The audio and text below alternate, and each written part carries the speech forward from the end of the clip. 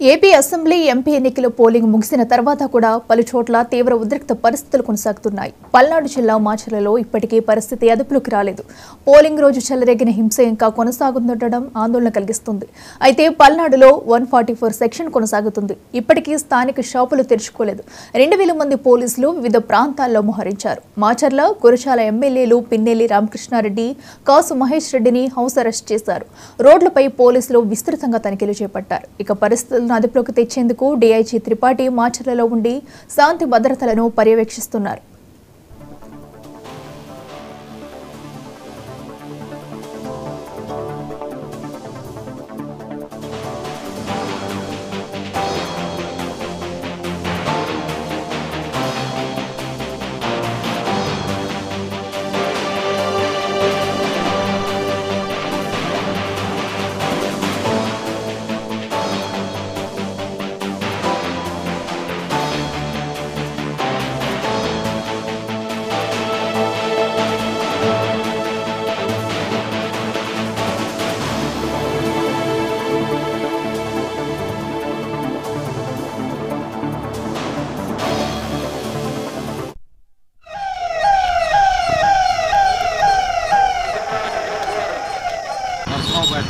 పట్టణంలో ఎలక్షన్ తర్వాత ఎటువంటి అవాంఛనీయ సంఘటనలు జరగకుండా ఉండడం కోసం 144 సెక్షన్ అమలు చేయడం జరుగుతుంది.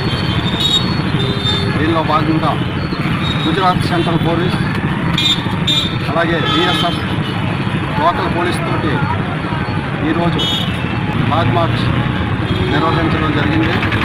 పార్టీలకి, ప్రజలకి, పట్టణ వాసులకి అందరికీ కూడా పోలీసు వారి తరఫున ఎటువంటి ఘర్షణ వాతావరణం, తర్వాత ఒకరినొకరు దూషించుకోవడాలు, భూమి కొట్టాలు, ఛాలెంజ్ చేసుకోవడాలు ఇలాంటివన్నీ కూడా చేయవద్దని చెప్పేసి, చేస్తే చట్టపరంగా గట్టి యాక్షన్ తీసుకోబడితే ఇది పోలీసు వారి హెచ్చరిక. తర్వాత పార్టీ ఆఫీసుల దగ్గర కానీ మిగతా పార్టీ ప్రదేశాల్లో కానీ 144 సెక్షన్ ఉంది కాబట్టి ఇక్కడ ఏ విధమైన గ్యాదరింగ్స్ చేయాలని చెప్పేసి ఈ సందర్భంగా చెప్పడం జరుగుతుంది. తిరుపతి జిల్లా చంద్రగిరి నియోజకవర్గంలో పులివర్తి నాని భార్య పులివర్తి సుధారెడ్డి ధర్నాకు దిగారు. తిరుచానూరు పోలీస్ స్టేషన్ ఎదుట ఆమె నిరసన చేశారు. దాడి చేసిన వారిని పట్టుకోకుండా తమ నేతలను అరెస్టు చేయడమేంటని ప్రశ్నించారు. ఎస్ఐ, సీఏ జూన్ 4వ తేదీ వరకు ఆగమంటున్నారని మండిపడ్డారు. ఎస్పీ ఆదేశాలు పాటిస్తున్నామని సీఏ, ఎస్ఐ చెప్పడం దుర్మార్గమని ఆగ్రహం వ్యక్తం చేశారు.